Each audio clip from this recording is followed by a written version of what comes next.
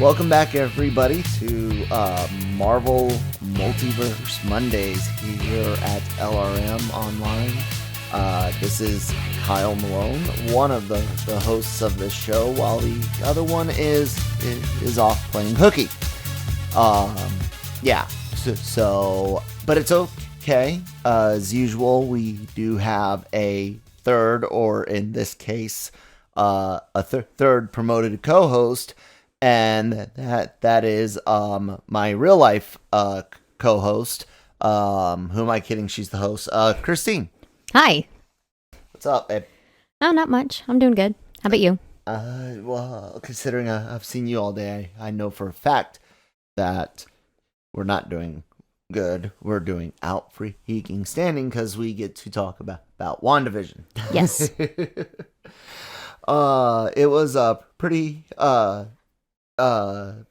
cool episode this week, ladies and gentlemen. If you're new to the podcast network, or the YouTube channel, or the website, and you've stumbled upon this recording, there are going to be spoilers. So if you're not watching WandaVision, leave, but come back and give us all that wonderful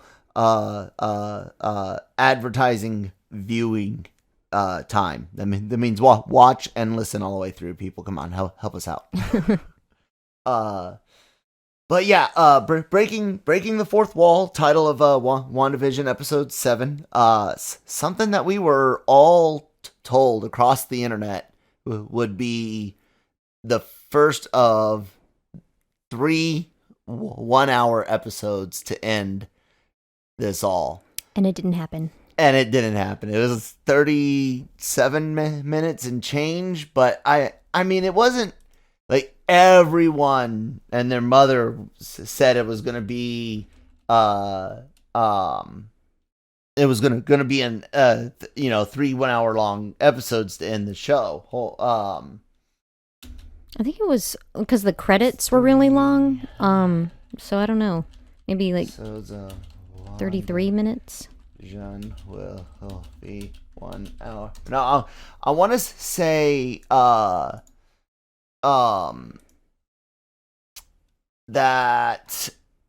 yeah, I see everyone was saying that Feige had confirmed this. However, the slightly more complicated answer is maybe yes, but not for the reason you think. Okay, so here's a story on this from Inverse, ladies and gentlemen, and that I just brought up for this purpose. Superhero Spotlight credits Kevin Feige as its source, but if you click the link on its Facebook page, you'll end up on a Collider interview with WandaVision director Matt Shakman. In the interview, Hackman claims that the total run time for the series will be 6 hours. It's easy enough to do the math. From there, each WandaVision episode so far has been roughly 30 minutes long, closer to 40 if you count the credits. That means we've seen 3 hours of WandaVision so far, which would be half of the show's total runtime, with 3 hours and just 3 episodes left. The obvious guess is 3 hour-long episodes, though it's just as likely that the finale will be even longer, meaning episodes 7 and or 8 could be the standard 30 minutes, followed by a massive movie-length ending. Of course, that's just one interpretation. If you do count the credits, there's a lot less time left for WandaVision. And apparently a person on Reddit that Inverse links to says when they factor in credits, we're actually only getting 4.5 hours of the story. And of course, it's also possible Shakman could have been rounding up or down in his interview with Collider. Okay, so I actually buy that we might get, this was a 37-minute episode and next week might be 45 minutes, and then the week after might be a 65-minute episode. So what do you think? Yeah, maybe. I think I hope so. I want more to watch instead of it just being like that big chunk of credits at the end counted. That please stand by sign is so painful. Yeah. I had one last theory. Came from a complete rumor, ladies and gentlemen. Not take it with how it is more salt for less likely, or less salt for less likely. Take it with a grain of salt. Take the amount of salt you need to take to understand that this is me pulling crap out of my ass. There was one rumor. I don't want to say who I think it was because I don't remember 100%. But there was a rumor that there's going to be a 10th episode, secret surprise 10th episode, and if that were true, then we might indeed get 3 more 1 hour episodes. Yeah, ish, give or take. Anyways, it doesn't matter how long the future is. What we need to talk about is what happened in the past. And it was a pretty big episode filled with a bunch of reveals and still potentially some misdirection, which is one of my favorite things to talk about in Marvel Multiverse Mondays on the LRM podcast network and YouTube channel. Podcasts wherever you get them. Anyways, this show has like a cold opening of Modern Family-ish. The Wanda's kind of explaining having overdone it the previous episode, Halloween night, when she expanded the hex. She's given like the confessional video type interview. We get to see things like the twins, Billy and Tommy, their Wii controllers turn to GameCube, and Atari controllers then turn into Uno cards, which New Rockstars reminded us that Uno is a game that Monica played with her Skrull friend, child friend in Captain Marvel. Not that it necessarily means anything for this, just could be a nod, nice nod. You know? So, and then Billy and Tommy run up into Wanda's room. Vision's not there. Billy and Tommy complain about their controllers, and Billy talks about noise, having a noisy head, that it's noisy in his head, voices and stuff like that. It's part of his power set. He's telepath, empath, and other stuff. It's funny. I mean, the whole just resting my eyes, 5 more minutes type thing. You're a mom. Yeah, I feel like crap. I'm doing bare minimum today. I'm trying not to be mean, but I really don't care about your problems right now. I need a moment. So, yeah. Well, while you've never created an alternate reality, you've definitely been left alone with our kid while I did army, training, schooling, whatever, field problems, field problems.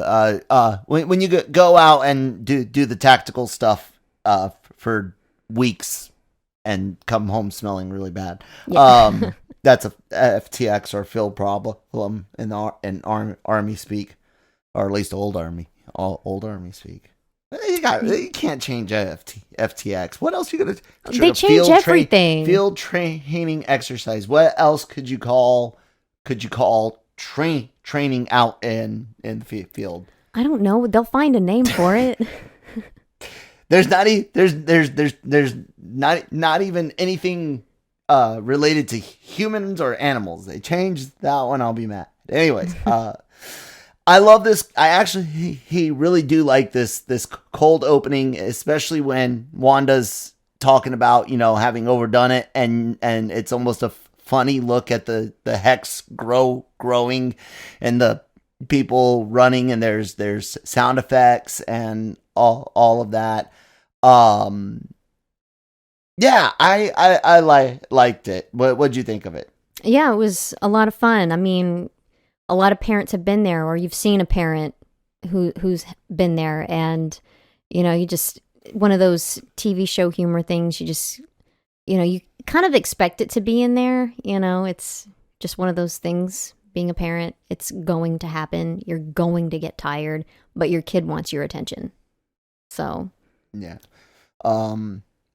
She goes down, eventually. He gets some cereal, some sugar snaps. There you go. You want some nice reminder of trauma.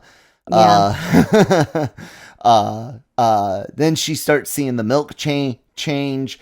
There's missing kids thing on the milk carton.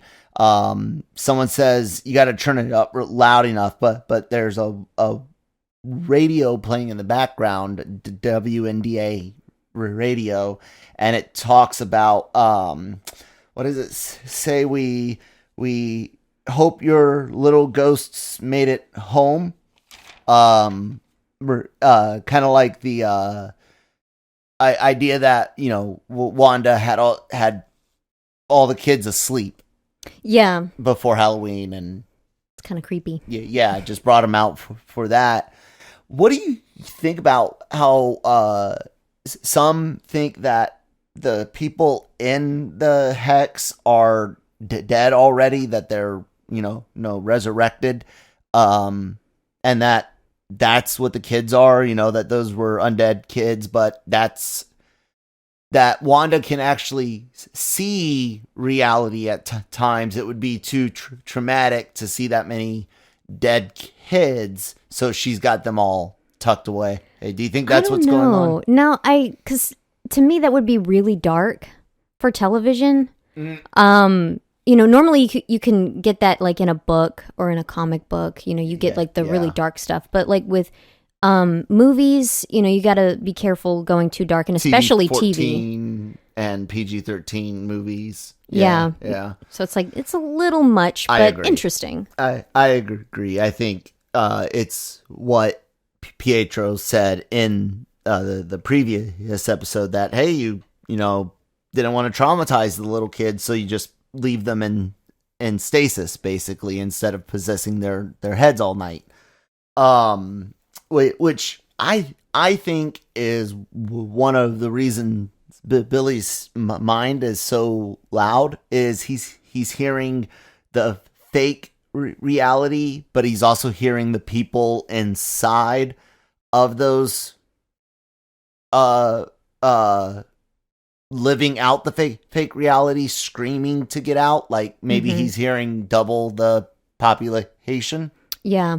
Yeah. So, anyways, oh, and then also there's more people now too, because the hex expanded. Yes. So there is indeed, and we get, you know, things about like them changing milk carton and some other things that changed throughout the episode, that definitely Wanda's losing some control, and it might be due to the additional people and size. It might be just needing a recharge after the expansion.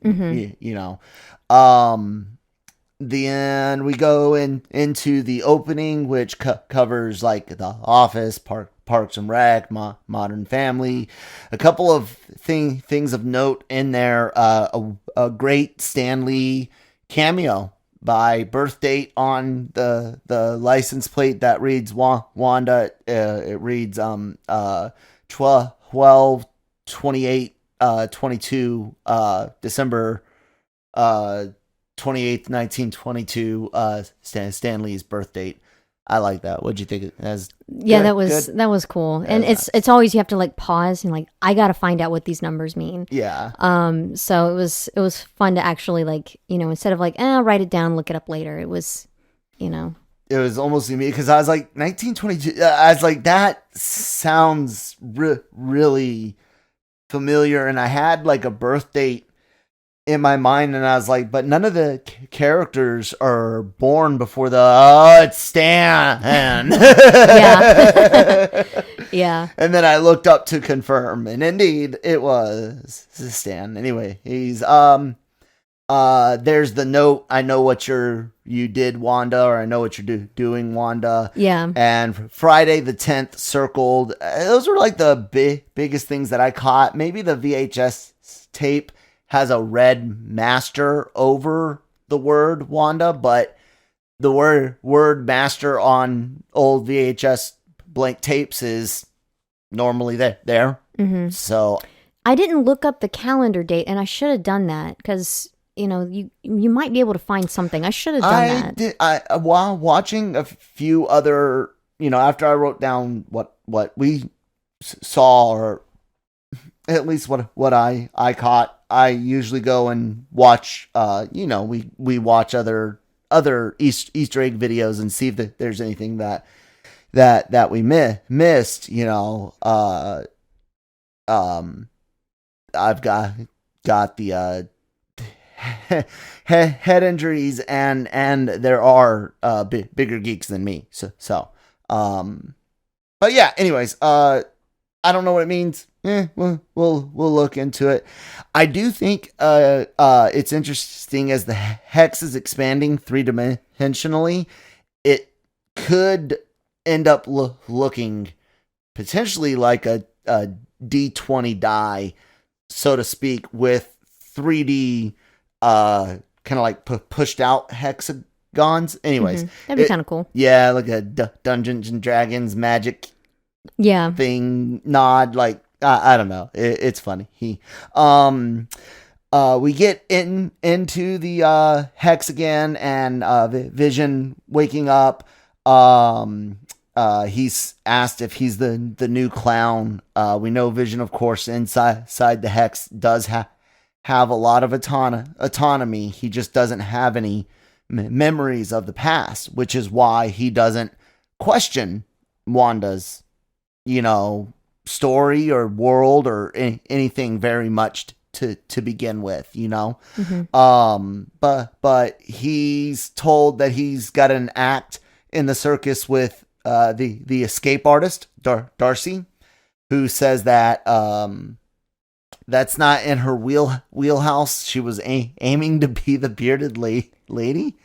I would want to be the bearded lady too. I mean, that's like, if I was going to do cosplay, I would want to do Violet from Rat Queens. Oh yeah.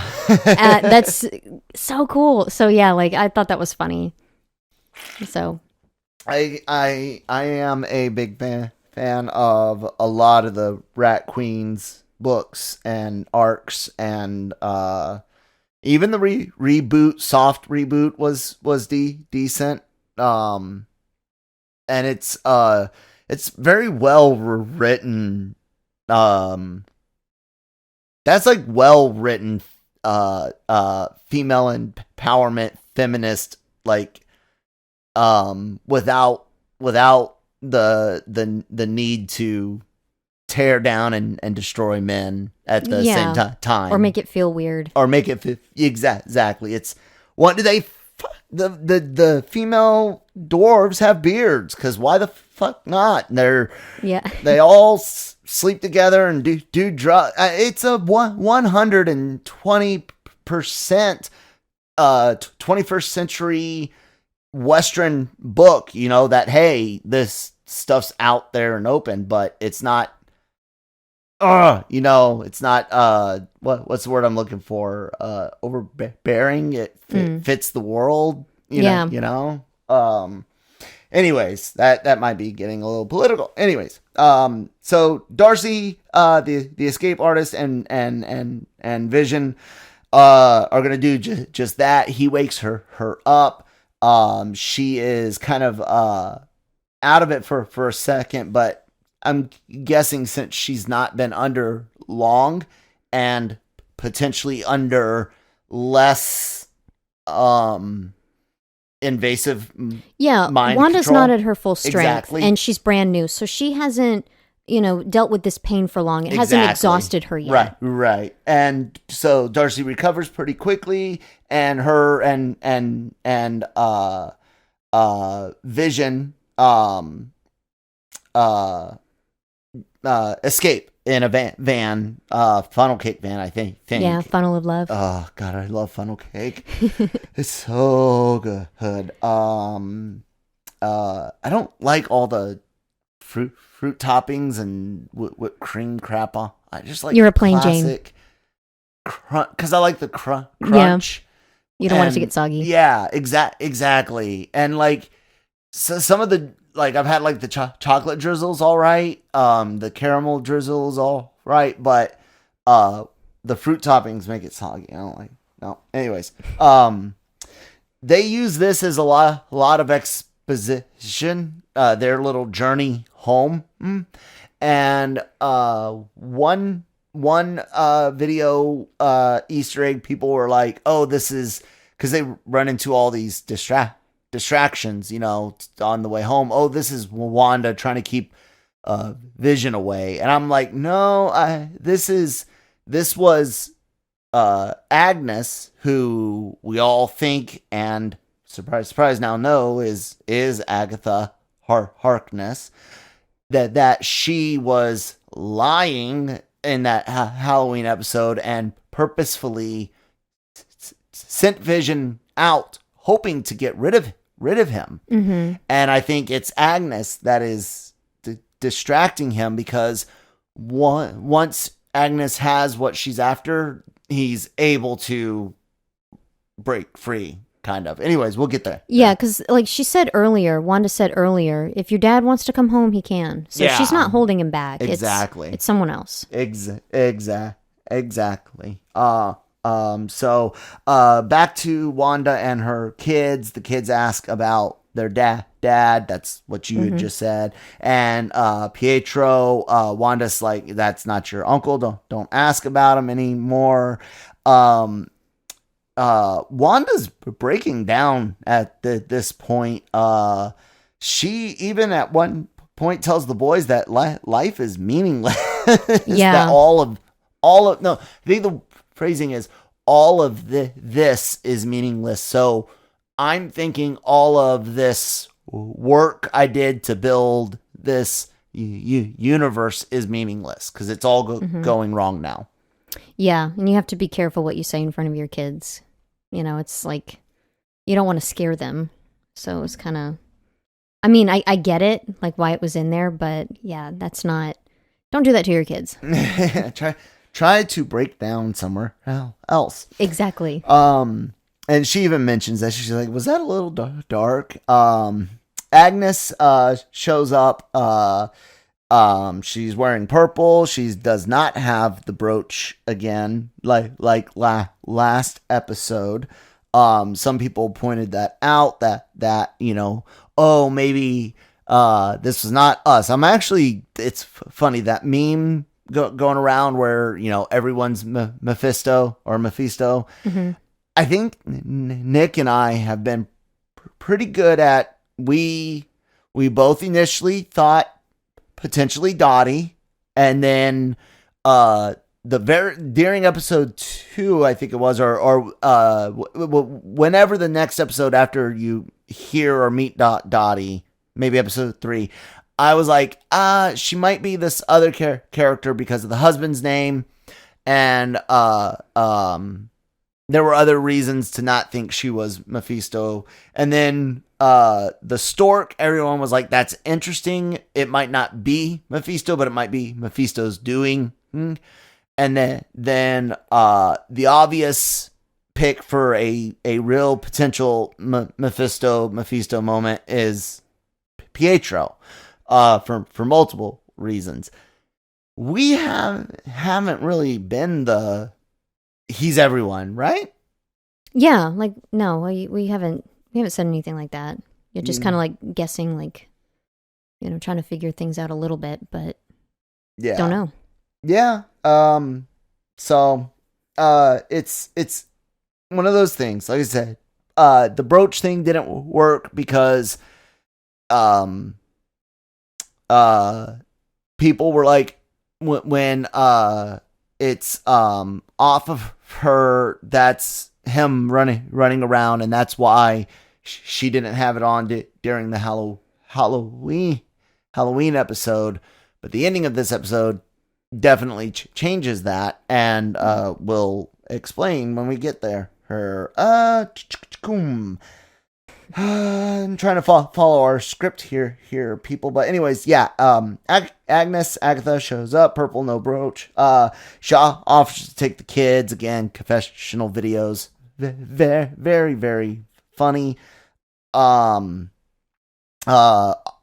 to take the kids. The kids don't want to go. I think it was Wiccan Billy that says he doesn't want to go, which means maybe he's feeling something off, you know, but it might just be the kids worried about their mom, because they do say, well, yeah, we want to take care of you. Yeah, because like later on, he says something to where I don't think that's true, where he's like, I like it here. Yeah. Good point. Yeah. So it's not that he doesn't, they still trust her. Yeah. Okay. Good point, Christine. Good eye. Thank you. Yeah. Hey. She makes a, I don't bite, and that she actually did bite a kid once in the confession. I leaned forward a little when she said that. I was like, oh, story time. And then she just stops, and I'm like, oh, we're not getting into that. Dang it. So yeah, I was excited, but yeah. And then right after, disappointed. So Catherine Hahn is a very entertaining actress. That she's awesome in this role. And what a great, I love her witch laugh from the first time we heard it in the trailer months ago, you know. She also mentions a mole and makes a joke about that, and those are all things really related to witches. Hansel and Gretel's witch ate kids, and moles used to be accused of being marks of the devil. So, and witches served Satan. Yada, stupid pastimes. What does he say? What does Simon say? The past was the worst. Yes. Yes, it was. We get the "I'm fine" scene, and what I love what you said. While Wanda's doing the whole, this is the first time we're watching the episode. Me and Christine, and Wanda starts saying, "I'm fine," and Christine goes, "Just one more time, and I'll believe you." And it literally was the one last time. Yeah. It's like you knew. Of course, because she paused, and I don't know, that's just what my brain does, and yeah. So I was like, well, one more time, and I'll believe you. Your inner brain. Yes. How many times it takes. Yes. Oh, I love it. It's great. Dealing with back outside, Monica and Wu traveling together. They find out about Project Cataract, that Hayward was trying to bring Vision back online. Monica says he wanted his sentient weapon back, which gives us an idea of when Sword changed from being the sentient world observation to the sentient weapon observation. It was the day they got Vision's body. So, you know, however long after the snap, you know, with Wakanda in a lot of turmoil, you know, Shuri was gone. The king was gone, so your bloodline is gone. I don't know if the mother was snapped, so the queen mother may have ran things, or the council, you know. But I hope so. But regardless, I think a lot of countries were going to be struggling for those 5 years, you know? Yeah, that, and it wouldn't have been surprising for people connected to the Avengers for even Hulk or Falcon, Winter Soldier. They could have asked Bucky, hey, come with us. We need to go get the Vision's body from Wakanda. He belongs here, and maybe that's how they got it after the snap. Regardless, that is when. Well, Bucky was snapped. Oh yes. So pick your poison of whoever was left over. Go. Yeah. Let's go get Vision from Wakanda. He belongs here in America. Whether by property or the Scarlet Witch, Wanda had made her home in America, so let's bring Vision back to America. However you want to phrase it, there's like legit reasons for him to be brought back and given willingly by Wakanda, to be given willingly back to go to the U.S. And that, like I said, gives us a timeline of when the W changed from world to weapon. She says he wants his sentient weapon back. We were expecting an astrophysicist of some reveal at this meeting, but all we got were a bunch of Air Force personnel wearing the MCU pattern, and that stands for multi camouflage uniform, or multicams. There was a different acronym for it. Anyways, it's the modern Army and Air Force camo pattern. You see there people.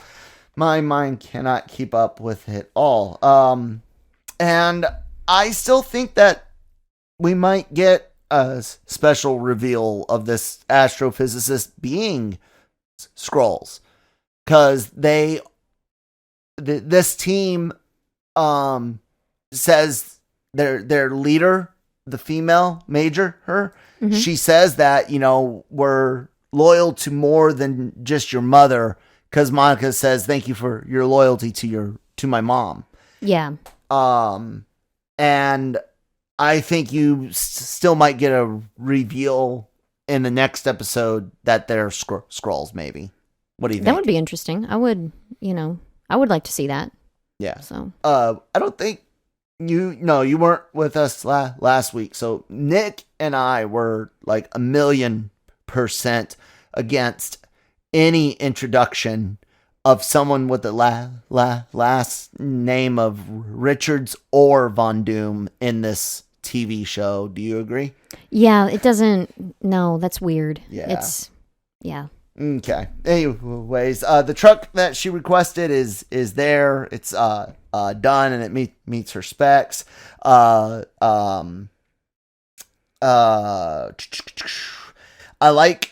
kind of combined some of the Vision and Darcy escaping stuff.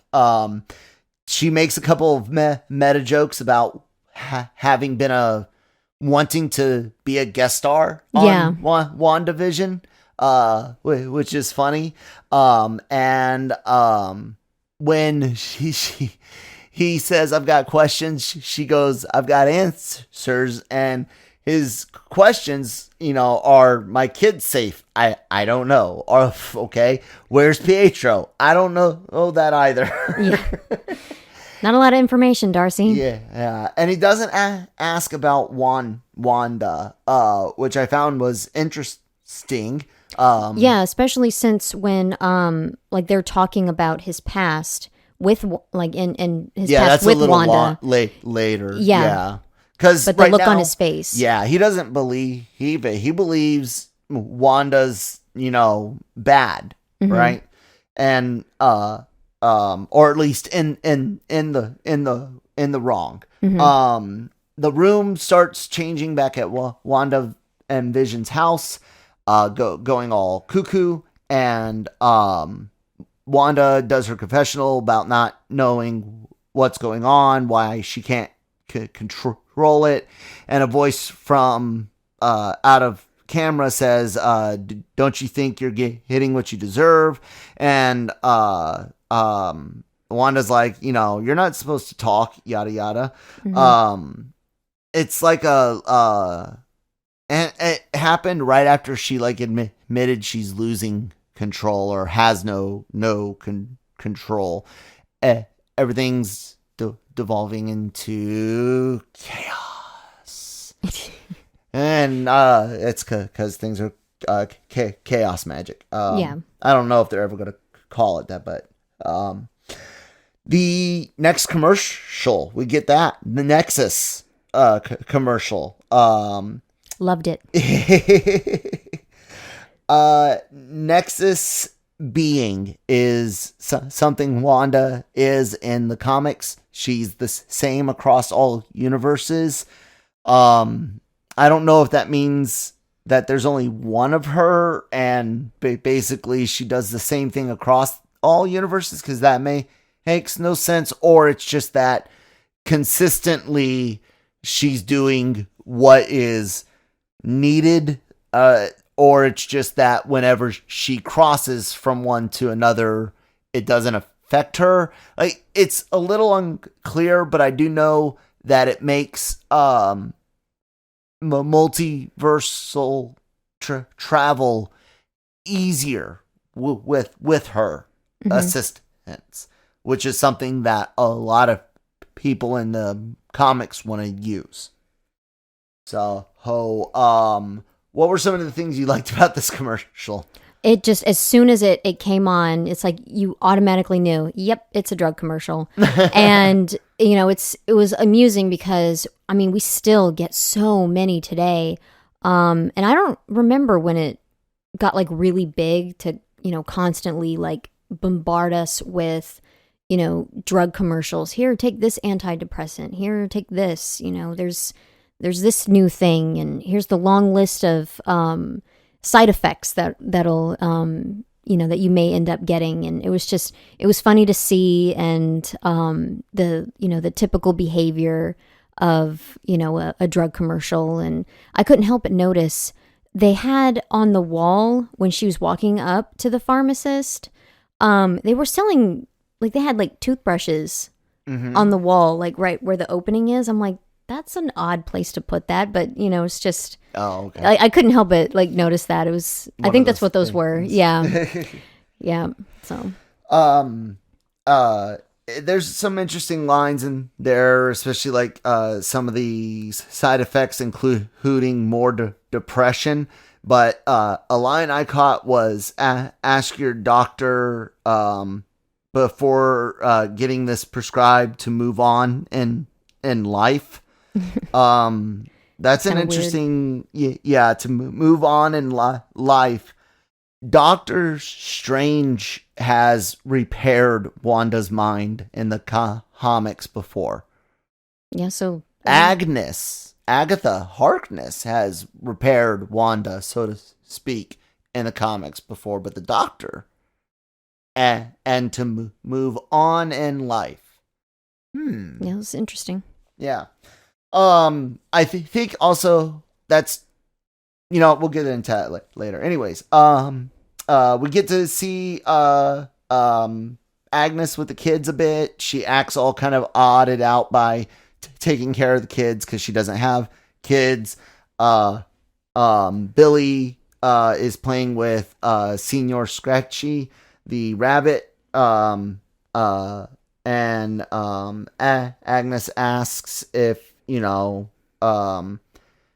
everything's fine, and Billy says that he likes it here, that it's quiet, and he tells her that she's quiet on the inside. Her confessionals are kind of funny, both the ones when she picks up the kid, biting the kid, and the one about cutting the bangs.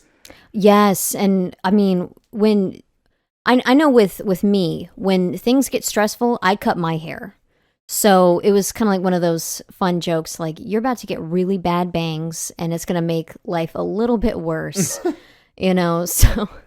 Is that just so that there's an excuse to then go cut off a whole bunch at the actual barbershop, or not barbershop, but salon or whatever? No, like with the bangs, I mean, it's really short. It's going to take a long time to grow all that out. And I've cut my hair short and then just like, oh no, it's not that nice. So yeah. Excuse me. We get a Ralph mention. I still don't know whether or not Ralph means anything, but there is a potential that I'll get into in the theories a little bit later on. Monica is getting into the finest space rover they have, as the Major tells Wu later in the scene. Monica suits up, in this astronaut suit, in this vehicle that she's going to try to go into the hex with, and things don't go well. She slams into it, tries to push into it. Excuse me. The Major says that it's matching her density, and then that it's disintegrating, and Wu is like, no, it's being rewritten, run away, hey Monica. And so Monica does, and gets out right in the nick of time, and then she gives Wu that look of, I'm gonna do something stupid. Mm-hmm. That's the look. Already it was still kind of like one of those things, like when she walked over and saw the rover, I was like, that's a giant waste of money right there. That thing is getting destroyed. That is not smart. So yeah, just that look, I'm like, I'm about to do something dumb. That the front half of the vehicle ended up like a brown, either the front end of a family van or old truck, like brown, run down, like 90s, 80s vehicle of some sorts. But she does. I know what that feeling is like too of, I don't have to do this, but I'm going to anyways because I feel I'm best suited. Mm-hmm. I had times in Iraq where I didn't have to go out that time. It wasn't my turn. I didn't have to put myself in danger, but in my mind it was like, well, there's others that haven't gone out as much as I have. They're less experienced, which puts them in danger, which puts the rest of the team in danger. I'll go. I got it. And it's dumb because that could always be your ticket being called that time, Mm-hmm. So that's why I said, she looks at him, I'm going to do something stupid, but it's just what's in some people, Yeah. The mind of a hero. Yeah. And so a lot of people can learn that. Like, some people say, oh, I could never do something. You'd be surprised what you can do when you're properly motivated, and also what you can do when you're properly trained. Because she's obviously a sword agent, so she's had military like training. People assume the military brainwashes you and know you can't fight and win wars with brainwashed individuals. There's a difference between training and conditioning for muscle memory, versus brainwashing, and that's what the military does. Helps get you that reactionary type stuff, but that feeling of responsibility, that you can do something, you can do it. You don't know if anyone else can do it as well as you. So you go ahead and, that separates it from the average, I guess, is And Monica embodies that, and she does it, and she goes and runs into the damn thing, and it's pretty cool. Yep. She splits apart. She starts hearing phrases from Captain Marvel. You see wardrobe that you've seen throughout this series. When she woke up, when she's in the hex, when she's in the astronaut suit, and finally she comes all together, eyes turning blue, who pushing through the cosmic background radiation that makes up the hex, and the birth of Photon or Spectrum. I don't know. I personally hope they call her Spectrum. I just think her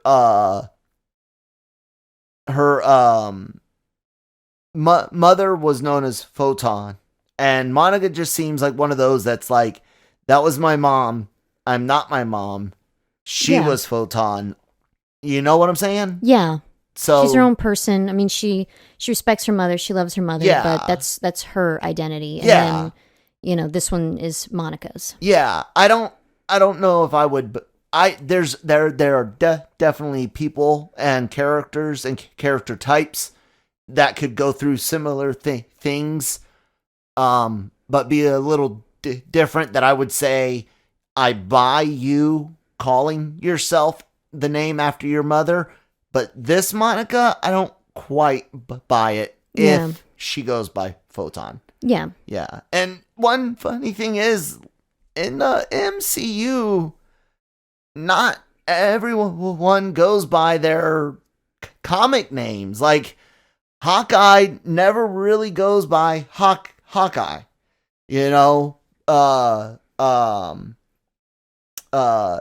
Doctor Strange that's just literally his name, but Yeah. you don't have Wanda doesn't go by Scarlet Witch. No one called Pietro Quicksilver. Thor is his name. Vision is his name. Captain America. Most of the time, people will call him Captain Rogers or Steve, and not Captain America. So names themselves, we might not ever actually get a name. Yeah, that might happen. I hope we do, though. Which one would you prefer? I think you're right. With Photon being her mom, and then she could be Spectrum. So I like that. That's what you would prefer? Yeah. What do you think will happen? Realistically, they probably won't give her a name. At least not right now. Maybe later. I'm gonna be sad when it ends up being Photon, because I don't think it fits this character to take it from her mom. Even though it would be a honorable thing if it just doesn't fit her character. Anyways, I think this might prove that the hex doesn't necessarily make the mutants, that it's just the stone energy, the cosmic background radiation, because this was similar to who Captain Marvel getting her ability. All that energy going through her and drawing it into herself, and coming out on the other side alive and well and powered up. We know that the MCU's Wanda and Pietro are exposed to the stone in the scepter, and they got their abilities that way. But people could say that indeed that was the birth of mutants, because Baron von Strucker says we're not in the age of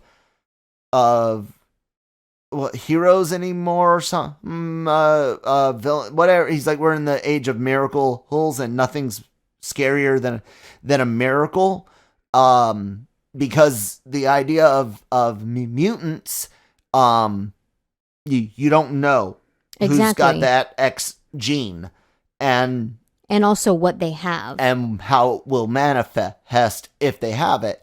Could it be something you can hide, or you about to sprout fairy wings?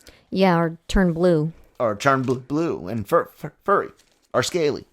Yeah. And then not want to be blue and scaly for your movie contract, despite the fact that someone else that played the part before you stayed blue and scaly for the majority of their contract during their time as the character, but you wouldn't do it because you wanted to whine and complain too much, cash in on your face or whatever.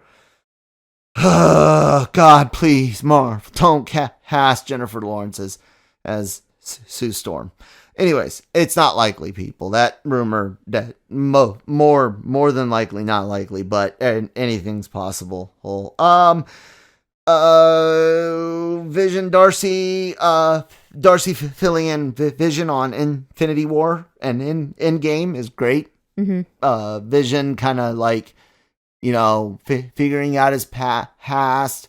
How nonchalant Darcy is at first kind of hugged me, but when she starts talking to him about having been a fan and watching WandaVision, that she sees that she sees that their love is real, that that Wanda really loves Vision, and Darcy tries to make sure her Vision knows that, even saying that you two belong together, and explain, she had to kill you, watch you be reassembled, brought back to life, and then be killed again. Yeah, that's really rough. I like how he's just he's taking it in, but when she had said that the two of them belong together, he kind of had that look of I'm not feeling that right now. He's really upset. He's lost. Mm-hmm. Even though he's getting this information, it's still his feelings with what's been happening to him. Yeah. What his his memories, what he's got now, is kind of he doesn't really feel that. And then also with the way Darcy explained it, she's not someone who is really sensitive to feelings. Mm-hmm. I think maybe when she had said that they belong together, it was kind of maybe she was catching herself and trying to soften up a little bit. Maybe it's something like that, but she doesn't seem to be the sensitive type. Yeah. So I did like when Vision's breaking down the parts of himself, I've got Jarvis code in me, and my body was meant for a psychopathic robot that wanted to commit not just genocide, species. No, what? Is there a word for that? I don't know what mass extinction event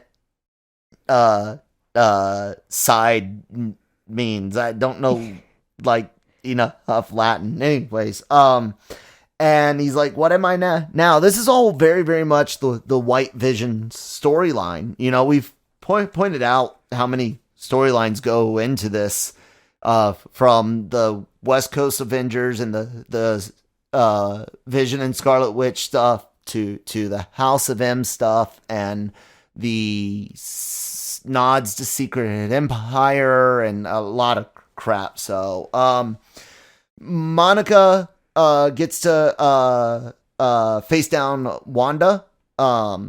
Did I miss anything? No. Anyways, Monica gets to face down Wanda, does a good superhero landing, tells Wanda that, Hayward's after Vision. Wanda doesn't like hearing Hayward's name. Chokes, slams, or tries to choke slam Monica. That's when she does the superhero landing, keeps herself from being hurt. Monica starts reaching Wanda by, relating to pain, most likely pain of, missing out on her mom dying and stuff, and that she can't get that back at all, unlike Wanda, who's got Vision back, even if it's been for just temporary. Yeah. And she doesn't want Wanda to be the villain, says so. Wanda's like, oh, maybe I already am. And here comes Agnes to interrupt Monica and take Wanda away, telling her that Wanda's been through enough. And what was I going to say? Oh, the mailman now wearing or working for Presto with a rabbit on his hat just kind of follows Agnes along. And now I've got a theory about him, a potential theory, but yeah, we'll get there. Wanda gets to Agnes's house. Vision doing his last confessional is hilarious because he's like he breaks character, and it's either because of Agnes now has Wanda and she doesn't need to worry about keeping him away, or people are potentially right and it was Wanda trying to distract him, which I don't buy. And now that she's with Agnes, she isn't paying attention. I believe the former at most. More than likely, it's just Vision breaking through as he has on his own time. Yeah, I agree with that one. Exactly. Where it's like, just kind of like this, wait a minute, why am I'm getting sucked into this again. I'm going to pull myself out. Exactly. And it's funny because he's outside doing a confessional, but he's really still inside the van and when he flies off. Yeah, that was cute. Very, very good. Very meta. Very, very funny. Wanda in the house sees a bunch of stuff from her kids, sees the rabbit, and Christine wants to talk about the cicada because a lot of people have been talking about how the cicada, trying to figure out its reference or its importance, what it might be referring to. Voss over at the New Rock Stars mentioned stuff about the Silence of the Lambs, and yeah, Christine. I don't know about that, but for me, I'm the kind of person who is like, what's this thing? What type of bug is this? I couldn't help but go through that, and I think I found it. I think it's a periodical cicada. I mean, some of these on the internet you don't get a picture for on what type it is. Mm-hmm. The genus is the Magic cicada, and yeah. So I was kind of like Magic. Yeah, I thought that was kind of interesting. And then Magic cicada, huh? Yeah, and then there's different broods, mm-hmm. and they all reemerge. Like they all have like different. It's kind of like a family, and they all come over, like come out together. When like at different times. Right. And there is supposed to be this year a the periodical cicada is supposed to come out in 2021 in multiple states, including New Jersey. So I thought that was interesting. That is. So I don't know if that was just an interesting mistake or if that was like intentional, where they're like even putting the details on stuff like that. What about do you know of if the cicadas would come out in 2024? They are coming out, and there is one, but let me see here. That one's in Illinois, Wisconsin, Iowa, Indiana. Then there's another one.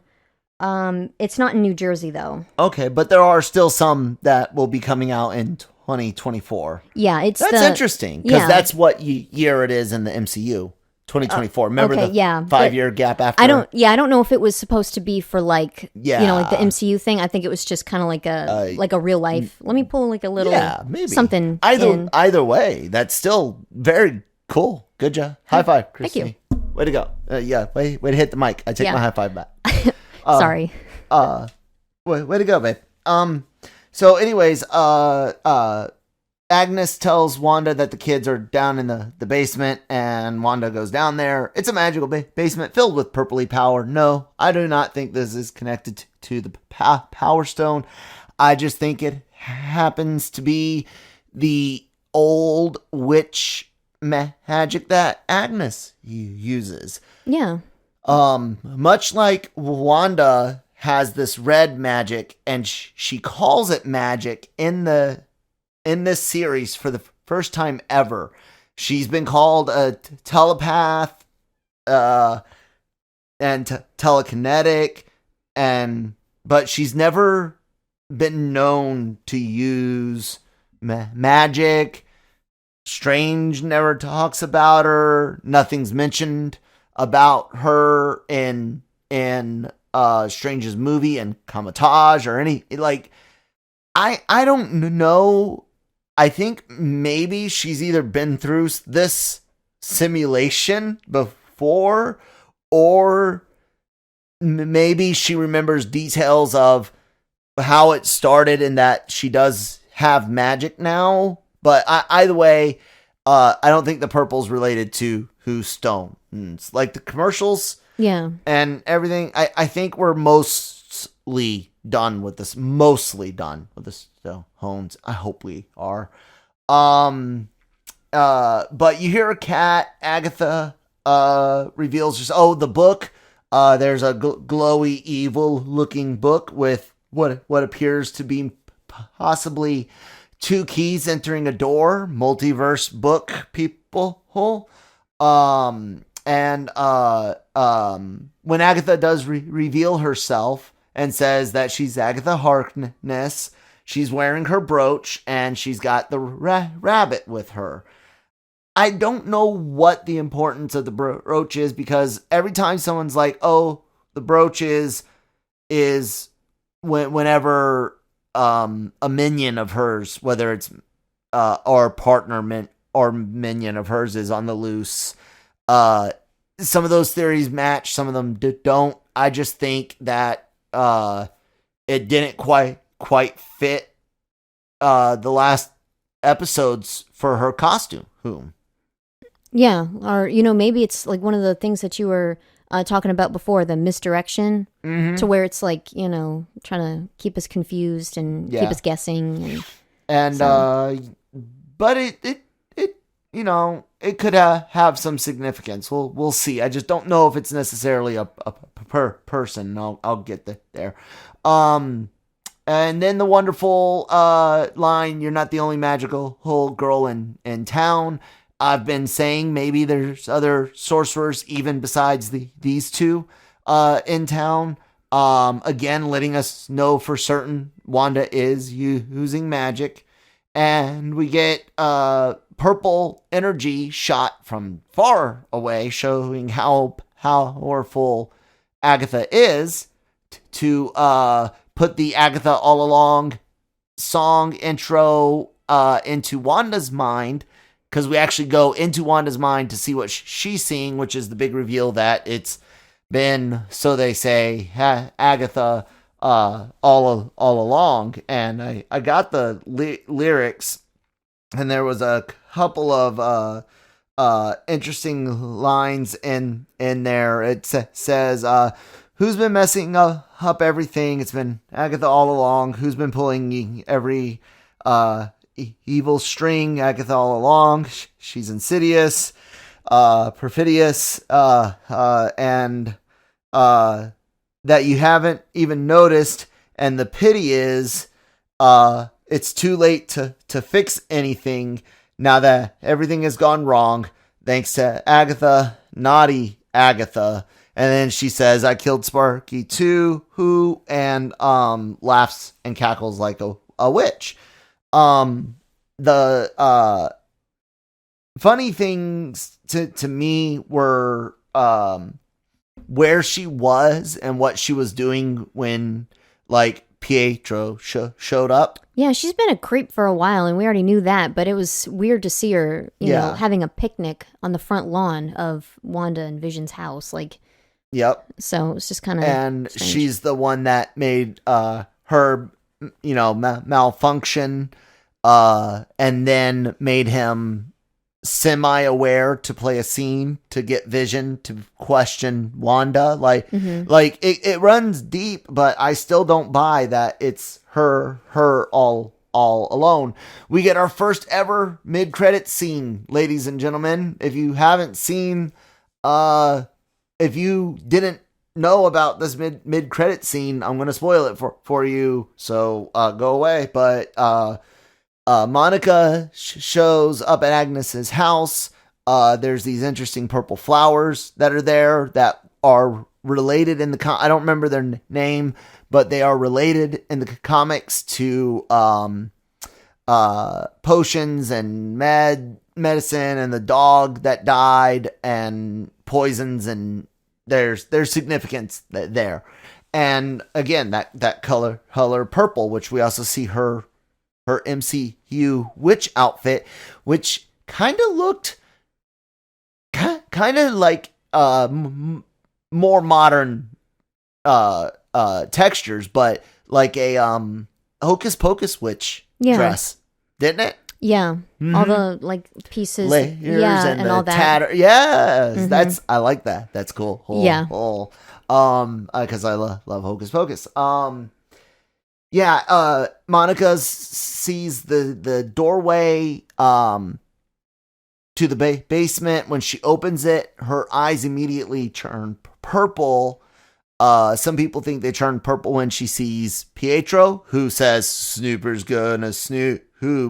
And I think it's just that her eyes react to what she sees at first. Like when she came through, she was seeing that spectrum of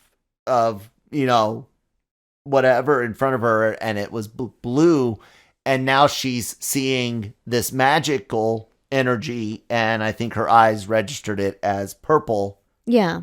What do you think? Yeah, that's what I think. Because like no one's messed with her. Like you didn't see that the magic go in her head. Right. Like you see like not just the purple eyes, but like purple around the eyes, around the head. Right. And she reacts to Pietro. Yeah. So after, like I said, her eyes go purple as soon as the door opens. Yeah.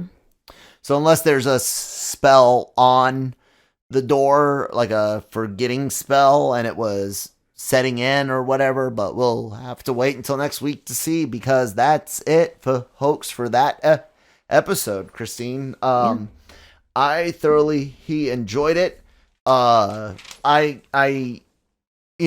We go over all these Easter eggs all the time, and things that are catch our eyes, and then we watch other videos. Like I said, I think I put most of these already in to the breakdown as we went along. About the stork, we did say that the stork, like I said, was Mephisto related. Oh, and I said this in the breakdown, that it's because the stork shows up again and does the whole red poof and does not disappear. Yeah. Again, we didn't say it was Mephisto, that it was just his like minion. Still possible, but the reshow does kind of mess with that. But the red thing makes you think Wanda, but she didn't give herself the kids. She was trying to get rid of it, and it wasn't purple or anything. So who knows? The theory is hurt, but not dead. But we never said that the stork was Mephisto. The purple plants, things related to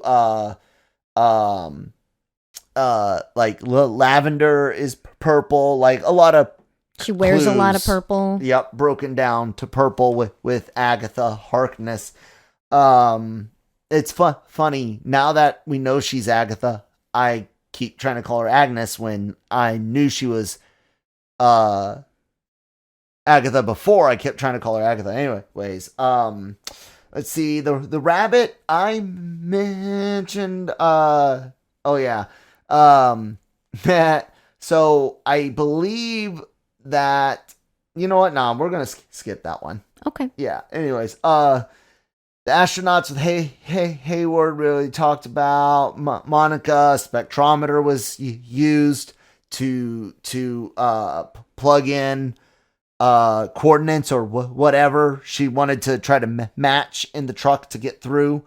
Another, thing for Spectrum.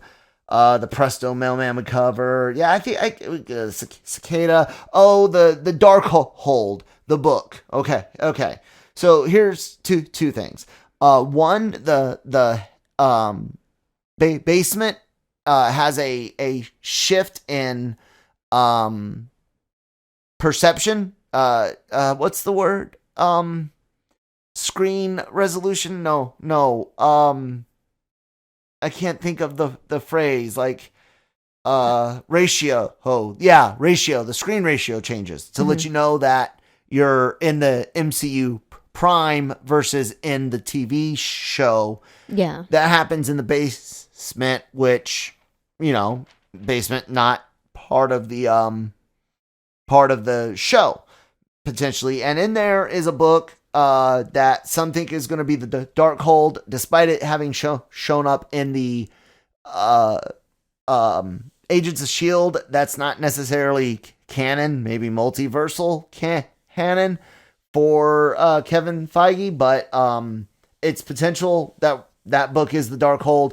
Could be Necronomicon, but I don't know. I buy the Darkhold thing. A lot of people pointing out and commentage that in the master books for Forbidden Books, where the one Caecilius took from, that there's other empty slots, and that those slots are hexagonal, whatever.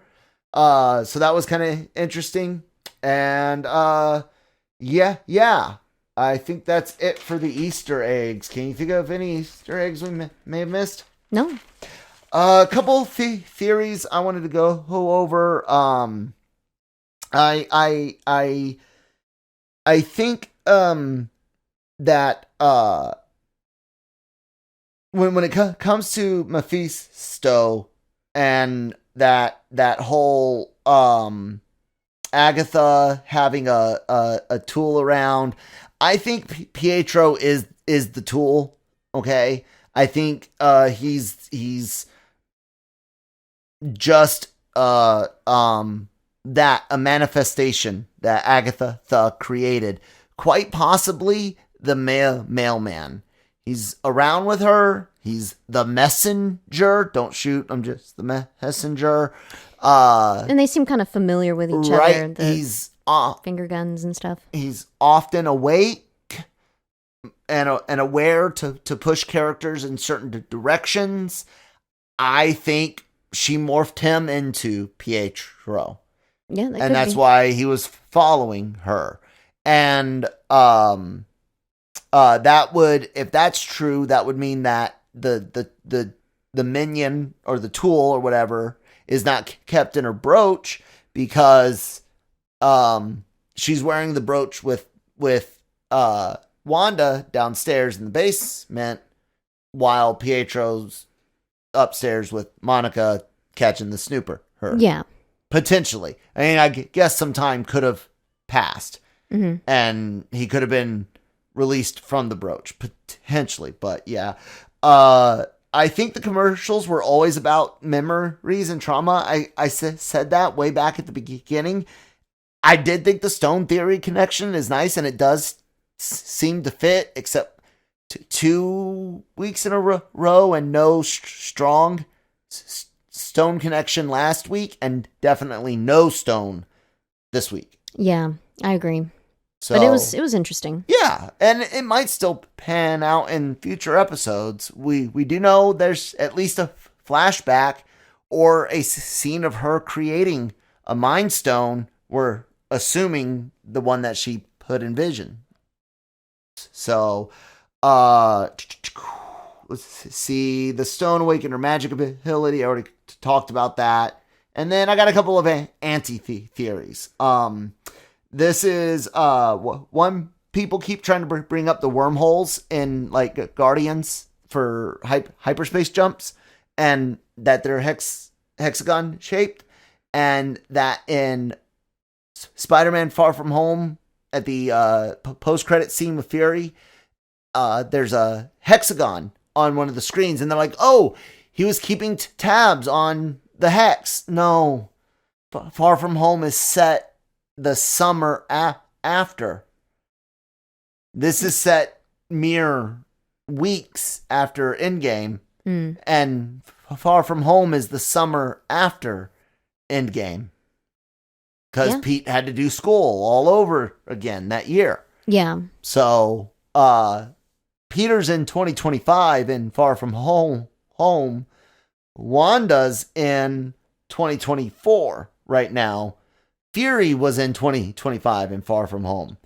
The hexes in the magic world are not connected to the hexes in the space travel, I think. Yeah, I don't think so either. I didn't see that. Yeah. And it makes sense that it makes sense to me, like what you're saying. So yeah, I think it's just coincidence. They didn't quite have it all set in stone when Gunn chose the hexagon shape. I don't see that meaning anything for universe breakdown or any. It's hyperspace travel for them. It's not. It's not multiverse travel. You know. And then I already talked about Spectrum, and then I'm going to take back our Nick and I had said, and this is just me taking it back. Nick and I had said we had thought Mephisto might not be the puppeteer because of China, but we do see the imagery of him in Loki, or devil imagery in Loki. It is potential that we might indeed get Mephisto in devil-looking form at some point, unless in China they've edited out that stained glass window, because that's the only part with that imagery, you know? In the where? Loki trailer? Oh, right, yeah. I thought you meant, like, I was trying to think back on the show, but yeah, they had like the ram's head on the wall. Exactly. So I do again think we might get Mephisto named. He might be trying to come through the book. Book might be connected to Dahamu. There's no more time stone. There's a lot there. Mm-hmm. Anyways, Christine, you got anything else you want to bring up? Any theories of your own? Nope, I think you covered it. Okay, guys, make sure you are checking out this show every Monday. Nick will be back, of course. And also check out all of our other great shows, like LRMornings every Monday through Friday, the Animeversal Reviews podcast, the Cantina Reviews, and the Cantina Weekly podcast, Breaking Geek Radio, the podcast. Lots of great things coming to the show, to the site, LRMonline.com. Subscribe to our YouTube channel, all of our podcasts, and special new exclusive videos and live shows, ladies and gentlemen. Live shows on YouTube. So hit that subscribe button. And you can find me at that Kyle Malone you can find me at that Kyle Malone on Twitter, and that Kyle Malone, at that one Kyle Malone, that's the number 1 on Instagram. Thank you guys so much for listening. We will talk to you next week. No idea why my voice went up.